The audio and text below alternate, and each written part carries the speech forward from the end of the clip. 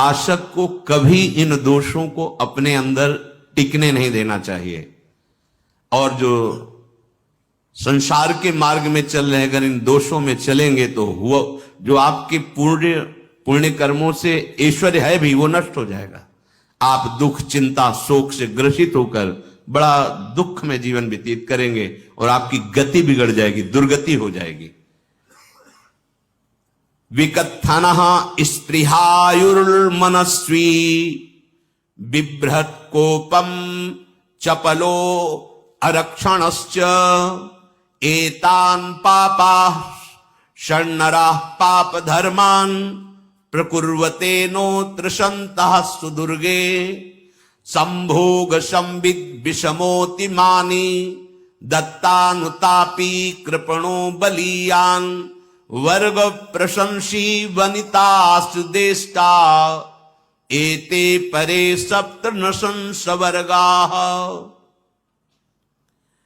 जो अपने मुख से अपनी बड़ाई प्रशंसा करता है, ये 13 लिख लो दिमाग में, डायरी में, क्योंकि ये नोट हो रहा है, आवाज डाली जाएगी, आप बार बार सुन, इनसे बचिए। अपनी बड़ाई अपनी प्रशंसा कभी अपने मुख से नहीं करना, नहीं तो आपके पुण्य नष्ट हो जाएंगे, बुद्धि भ्रष्ट माने गिर जाएगी। अगर परमार्थ में चल रहे हैं तो भी, और व्यवहार में तो पुण्य नष्ट हो ही जाएंगे। बुद्धि गिरी हुई तभी ऐसी बात होती है। और यह दोष बहुतायत है, ये बहुत प्रभावशाली है, अपनी बड़ाई मारना। इसको देख लो, पकड़ो, सत्संग है। अपने मुख से कभी अपनी बड़ाई ना करना। अगर कोई अपने मुख से अपनी बड़ाई करता है तो उसके सुकृत नष्ट हो जाते हैं, बुद्धि भ्रष्ट माने गिर जाती, पतित हो जाती है, फिर निर्णय ठीक नहीं। अगर हमारा सारथी, हमारा ड्राइवर मूड हो तो कहीं भी हमको गिरा देगा, तो वो बुद्धि भ्रष्ट मतलब गिर जाती है, निर्णय करने लायक नहीं रहती। अपनी प्रशंसा अपने मुख से करना। दूसरा, लोलुपता, ये वृत्ति नहीं होनी चाहिए। धर्म से चलेंगे, धर्म के द्वारा जो हमें प्राप्त होगा उसी से हम अपना भरण पोषण करेंगे। आपके बच्चे स्वस्थ होंगे, बुद्धिमान होंगे, परिवार में बहुत सुख और शांति होगी, भले दीपक की तरह जलो, बहुत काल तक रहेगी। लक्ष्मी जी भी आपके घर में बहुत काल, हम ये नहीं कहते कि बहुत नहीं, जितनी है बहुत सुख शांति से चलोगे। अगर लोलुपता करोगे, हिंसा, छल कपट, व्यभिचार, चोरी, ऐसे धन आ जाए, वो आएगा, लेकिन वो हाइलोजन की तरह आएगा, एकदम प्रकाश और फ्यूज, बिल्कुल अंधकार करके जाएगा। देख लेना, तुम्हारे जो सुख के हेतु हैं, तुम्हारा शरीर, तुम्हारे बच्चे, तुम्हारी पत्नी, तुम्हारा परिवार, उसको देख के तुम रात दिन जलोगे बिना आग के। ऐसे उनके आचरण होंगे, ऐसे उनके अंग होंगे, ऐसे उनके दिमाग होंगे, ऐसा उनका व्यवहार होगा। ये लोलुपता अगर उपासक में या किसी में है तो उसको नष्ट कर देती है। सावधान। तीसरा, यदि आपका अपमान होता है तो आपको उसे सहन करना होगा, उससे आपके पाप नष्ट हो जाएंगे। जो तनिक सा भी अपमान होने पर बहुत क्रोध करके दूसरे का अपकार करने लगता है, ये आपका पतन करा देगा, ये आपको फंसा देगा, हृदय जलेगा, अर्थव्यवस्था नष्ट होगी, पूरा परिवार दुखी होगा। जरा सा अपमान की संभावना में आप किसी से भी भिड़ गए, किसी से भी, वो ये प्रवृत्ति आपका पतन कर देगी। उपासक में तो अपमान सहना अमृत है, नीचा अपमानम सुधा, पर व्यवहार में भी ज्यादा उत्तेजित मत होइएगा। ये तो कुछ मिनट की बात है, अगर आपने उसे मारा पीटा, रिपोर्ट हुई कानून की, ओ फंसते चले जाओगे, अर्थ जाएगा, समय जाएगा, चिंतन जाएगा, बहुत तरह से हानि हो जाएगी। अगर आप सह गए तो आपका सहना उसके लिए आग बन जाएगा। उमा क्षमा साप होते भारी, तुम्हें दंड देने की जरूरत नहीं, उसका एक कर्म ही उसे दंड दे देगा। आप शांत हो जाइए, आप सत्संगी हैं, आप शांत रहिए। चौथा, निरंतर क्रोध और उसका चिंतन, बैठे बैठे बस द्वेषियों का चिंतन ही हो रहा है, अंदर क्रोध का चिंतन और द्वेषियों का चिंतन ही हो रहा है। द्वेष भरी बातें, द्वेष भरे क्रियाएं, उन्हीं का चिंतन करके जलते रहना क्रोध से। उपासक को तो क्रोध करना ही नहीं चाहिए, बहुत शांत। ठीक है, अभ्यास में कभी क्रोध हो सकता है, उसको फिर समन करो, अंदर से प्रायश्चित जैसा कि अब गलती हुई, आगे नहीं करेंगे। और व्यवहार में भी क्रोध को आप पीना सीखें। अगर बार बार आपका क्रोध प्रकट होता ही रहेगा, आपका स्वभाव बिगड़ जाएगा, आपके पुण्य नष्ट हो जाएंगे और आपका जीवन नष्ट हो जाएगा। देने वाला उतना दे देगा आपको, आनंदित रहो। पैसा खर्चा, सब पूरे जीवन का विध्वंस मचा दिया क्रोध ने। कहीं भी आप देखो, किसी से क्रोध करके देखो, फिर देखो तुम्हारा भजन चल रहा है, तुम्हारी वो आनंद वृत्ति है नहीं, जलोगे और वो जलन और गुस्सा दिलाएगी और वो बैठे बैठे जलो नहीं। ये क्रोध जो है, ये चाहे व्यवहार में हो चाहे परमार्थ में, दोनों की हानि करने वाला है। और आश्रित जनों की रक्षा ना करना। अगर कोई भाग कर आपके पास आ गया है, कोई पशु पक्षी या कोई मनुष्य, आपको चाहिए कि अब चाहे हमारे पहले प्राण जाएं, उसकी रक्षा करेंगे। सीवी जैसे तो कोई बिरले ही होते हैं, पर इतना जरूर ध्यान रहे, जैसे कोई पशु पक्षी किसी भय से आपकी सीमा के अंतर्गत आ गया है, अब उसकी रक्षा करनी है आपको। अगर आप स्वयं मार देते हैं या मरवा देते हैं, या आपके सुकृत नष्ट कर देगा, या आपकी दुर्गति का कारण बन जाएगा। और जो पाप कर्म उत्साहित होकर करते हैं, उपासक को तो बहुत सावधान रहना चाहिए, पर व्यवहार में भी जो नहीं करना चाहिए, अगर वो पाप कर्म आपके द्वारा मन में प्रेरित हो रहे हैं, संकल्प बन रहा है, क्रियाएं हो रही, दुर्गति पक्की, पुण्य नष्ट हो जाएंगे, दुख अशांति बढ़ती चली जाएगी, कभी शांति नहीं प्राप्त कर पाएंगे। ऐसा नहीं कि जो मन में आवे सो करे। पापाचरण निडर और उत्साहित होकर करना, अगर ऐसे लक्षण है, निश्चित दुर्गति होती है। ये 6, अपनी बहुत बड़ाई करने वाला अपने मुख से, लोलुपता, तनिक से अपमान में सहन ना करने वाला, निरंतर क्रोधी और आश्रित जनों की रक्षा न करने वाला, और निडर हर्षित होकर पाप कर्म करने वाला। दूसरे श्लोक में 7 है, 6 7। 1, संभोग का ही चिंतन करना, संभोग में ही मन लगाना, संभोग दूसरी स्त्रियों के साथ करने की भावना रखना। संभोग, पहला है संभोग। रात दिन बैठे बैठे बस यही चिंतन करना, गंदी बातों का, गंदी बातें देखना, गंदी बातें सुनना, गंदी बातों का चिंतन करना। फिर अन्य माताओं बहनों के प्रति काम दृष्टि से देखना, कोई आ जा रही है, दृष्टि से काम भाव से देखना, भोग बुद्धि से देखना, निश्चित पुण्यनाश दुर्गति। बड़े बड़े उदाहरण इतिहास में हैं, जिन्होंने ऐसा दृश्य नेत्रों से देखने की चेष्टा की, मन में संकल्प किया भोगने का, नष्ट हो गए, चाहे वो कितने बड़े प्रतापी हो। यह दुर्योधन कोई साधारण थोड़ी है, भगवान व्यास देव जी के द्वारा ही तो, भगवान व्यास देव जी ही इसकी उत्पत्ति का कारण है। आप देखो, इतने महान पुलस्त जी ही उत्पत्ति का कारण है रावण की। बस यही ऐसे दोष हैं जिनके कारण जीव नष्ट हो जाता है। ठीक है, धर्मयुक्त काम भगवान ने आदेश किया है, आपका पाणिक ग्रहण संस्कार हो गया है, संतानोत्पत्ति की भावना से कुछ पवित्र तिथियों का त्याग करते हुए चर्चा में हुई है। एक नियम है, एक आदेश है शास्त्र का। आप बहुत काम प्रवृत्ति वाले हैं, तो प्रत्येक मास में जब माता बहनें पवित्र हो जाती मासिक धर्म से, तो जिनका पाणिक ग्रहण आपने किया, जो पत्नी स्वरूप है, वो ठीक है।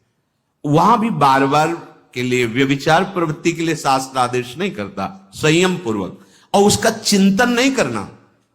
पाणिक ग्रहण संस्कार है, घर में विराजमान है, एक संयम एक नियम के अनुसार उसका चिंतन तो फिर भ्रष्ट कर देगा। चिंतन प्रभु का करना है, चिंतन प्रभु की सेवा जो आपके कर्तव्य, इसके चिंतन से बचो।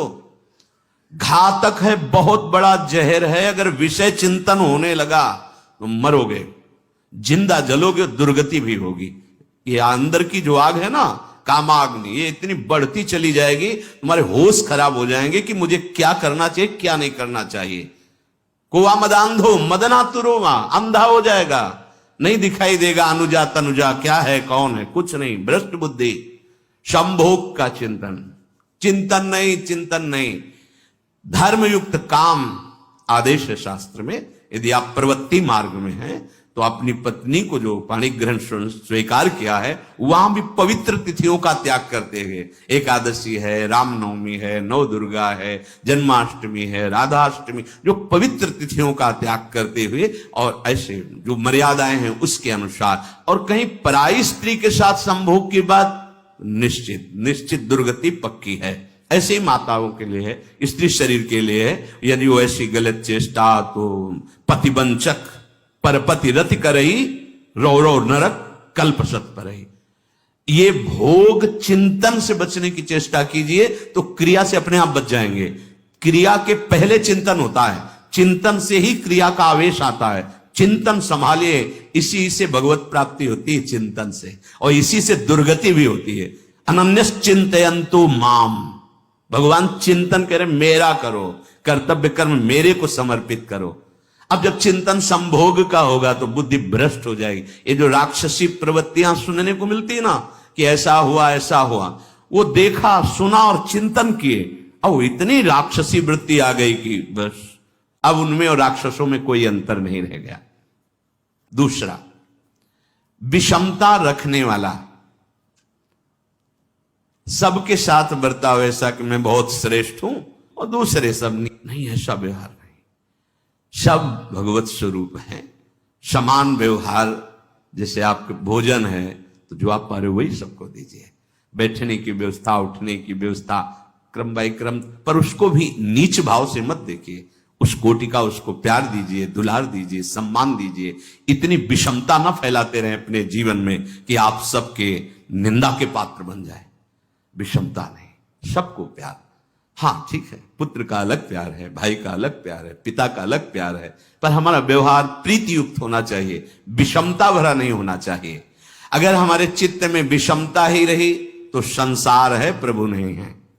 जीत विषम संसार कीर्ति जग बिस्तर है। जो विषमता पर विजय प्राप्त कर लेता है वही भगवत प्राप्ति का अधिकारी। ये विषमता बहुत बड़ी हानि है। तीसरी बात, अत्यंत मानी होना। जहां आपके प्राण कमजोर होंगे, पुण्य नष्ट होगा, आयुश्री सब नष्ट होना है, ऐसे आचरण करवाएगा गुरुजनों के साथ, महापुरुषों के साथ। ये बहुत नीच प्रवृत्ति है। अत्यंत मान प्रियता, मुझे सम्मान मिले, उत्तम प्रवृत्ति है। सबको मान देना, स्वयं अमानी रहना। चौथा, दान देने की बात कह के मुकर जाना या दान देकर पश्चाताप करना। दे दिया है, बहुत जल रहे हो, दूसरे से वार्ता कर रहे हो कि पता नहीं क्या यार बुद्धि में हो गया, हमने उसको इतना कहा था उतना दे दिया, क्यों दे दिया, ऐसा ऐसा, मतलब अंदर चिंतन करना, क्यों दे दिया तो दिया। इसके बाद जो आपका जलन हो रही, पश्चाताप, सुकृत नष्ट हो रहे हैं। दान देकर पश्चाताप करना या दान देने की बात कह के मुकर जाना। जैसे आपने कह दिया आपको इतना इतना ऐसा, अब आप मुकर गए, ब्याज सहित तुम्हें देना होगा, ये तुम्हारी दुर्गति का कारण बन जाएगा। ऐसे ही नहीं बोलना चाहिए, बहुत होश से। वाणी एक अमोल है, जो कोई बोले जान, ये तराजू तौल के तब मुख बाहर आन। पांचवा, अत्यंत कृपण होना। ना परिवार को सुखी कर पा रहा, ना अपने को सुखी कर पा रहा है। एक एक सिक्का बैंक में जो मर गया। धन की वास्तविक गति यही है कि अपने परिवार को खूब उसकी अनुकूलता प्रदान करो, उसमें से कुछ हिस्सा किसी ऐसे को जिससे तुम्हें बदले में कुछ लेने की भावना ना हो। कोई साधु, महात्मा, गाय, पशु, पक्षी, किसी भी जीव बीमार है शरीरधारी, उसके जिससे कुछ कभी लेने की भावना ना हो, एहसान की भावना ना हो। सो धन धन्य प्रथम गति जाकी, धन्य हो गया उसका धन। अब वो कृपण का धन किसी काम में, ना स्वसुख, ना परिवार के सुख, ना धर्म कार्यों में, व्यर्थ जीवन चला गया। उसी धन का चिंतन करना, उसी का संग्रह करना और उसी की रक्षा करते करते शरीर छोड़ देना, तो चिंतन बिगड़ गया। तो कह रहे हैं जो कृपणता है और अर्थ और काम की प्रशंसा, उसी की चर्चा, उसी का चिंतन, रुपया और भोग, उसी की चर्चा कर, जहां बैठे रुपया की चर्चा, भोग की चर्चा, जहां एकांत में बैठे उसी का चिंतन, कैसे रुपया बढ़े, कैसे भोग मिले। और अगर अवसर मिला तो रुपया अधर्म से आवे चाहे धर्म से, उसको इसकी कोई परवाह नहीं। भोग चाहे धर्म से हो चाहे अधर्म से, जिसका अर्थ और काम भोग ही चिंतन है वो धर्म नहीं। जिसका धर्म चिंतन का विषय है तो अर्थ और काम भी ऐसा होगा जो मोक्ष प्रदान करने वाला हो। धर्म, अर्थ, काम, मोक्ष। और जो बालक, स्त्री, पागल, असहाय, जो इनकी रक्षा न करके इनकी हानि करता है, दुर्गति निश्चित है। माना आपकी पत्नी है, उसका स्वभाव बिगड़ा हुआ है, क्रोधी है, कटु वचन बोल, लेकिन आपके ही प्रारब्ध के लिए, माना आपका पति ऐसा स्वभाव वाला है, पर आपके ही प्रारब्ध से तो संयोग बना है आकर, अब इसका निर्वाह कर ले जाओ तो पवित्र हो जाओगे दोनों। और अगर झगड़ा और लड़ाई और मारपीट और कहीं हिंसा आदि के रूप में उतर गए तो फिर और करनी बिगड़ गई। बालक है, आप उसको ज्ञान नहीं कि आप पवित्र है, कि आप पवित्र है, उसको ज्ञान नहीं कि आप उसके साथ व्यवहार अच्छा कर रहे हैं कि बुरा कर रहे हैं। रक्षा करनी है आपको, शोषण नहीं करना। कह रहे स्त्री, बालक और पागल, जिसे विक्षिप्त है, पागल है, आपको रक्षा करनी है। बन जाए तो उसको भोजन, ऐसा नहीं कि ईंट मारो, उसको अपमानित करो। उसकी बुद्धि खराब है, प्रारब्धवशात खराब हो गई है, तो शास्त्र आज्ञा करता है स्त्री, बालक, जैसे पागल, विक्षिप्त आदि हैं, असहाय है, असमर्थ है, बूढ़ा है, वो आप सेवा भी करो तो वो गाली दे सकते हैं, उनकी बुद्धि बिगड़ गई। आपको उनको दंड नहीं देना, मारना नहीं है आपको। मान लो आपके बड़े बूढ़े बुजुर्ग जन हैं, आप सेवा भी कर रहे हो तो आपको कटु वचन बोल सकते हैं, आपकी निंदा कर सकते हैं, लेकिन आपको उनके साथ व्यवहार सद करना है। अगर आपने इन दोषों को स्वीकार किया तो निश्चित आपकी दुर्गति होगी, न इस लोक में आपको शांति मिलेगी न परलोक में। इसलिए इन दोषों को बार बार सुन करके और हृदय में जांचो कि कहीं है तो नहीं, अगर है तो सत्संग, भजन बल, भगवत प्रार्थना के बल से इन दोषों का त्याग कर दो, जीवन मंगलमय हो जाएगा। शेष चर्चा आगे। श्री राधा वल्लभ लाल।